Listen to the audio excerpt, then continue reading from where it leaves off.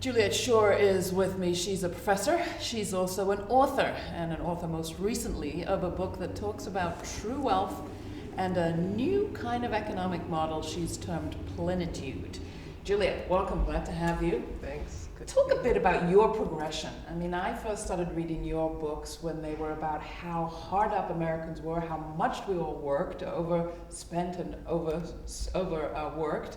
And now a kind of optimistic vision that we can get from all of that to something far brighter and better and make us feel better. I wrote 3 books that, more or less had 6 chapters. 5 chapters were about a problem, and then there was a 6th very inadequate chapter on a solution. And what I felt in 2009, which is when I was mostly writing this book, was that people were ready in this country to hear about much more transformative, radical, deeper kinds of solutions. I mean, this is something I have worked on since the 1970s, alternative economies. But felt like the moment was right to sort of lay out the vision of where we might go. I think people understand our system's broken. So talk about this moment. How would you describe where we are right now? Thinking about where we are right now, I'd say there are 2 huge, there are 2 really large problems that we face. One is ecological. We are over-consuming the biosphere.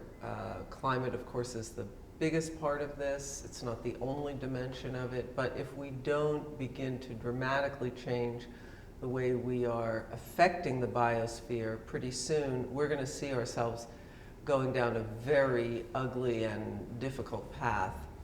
The second dimension is that our economic system is broken. The combination of out-of-control inequality, financial breakdown, rising poverty, and joblessness. So this is a moment in which people know we need to fix those things. The conventional solutions to each of those makes the other one worse. So the conventional solution to joblessness and economic breakdown is try to grow faster and more. Puts more pressure on the climate system, on the biosphere. The conventional solution on climate and biosphere is to sort of pull back on the economy, and that, under the current rules of the game, creates more joblessness. So we need a way out of this to new kinds of economics that actually can simultaneously solve those 2 very pressing challenges. You've talked about the biosphere and our economy. What about human capacity? From your other books about how over in debt Americans were and how overworking Americans were, it's pretty clear that Americans have done everything they can to get by.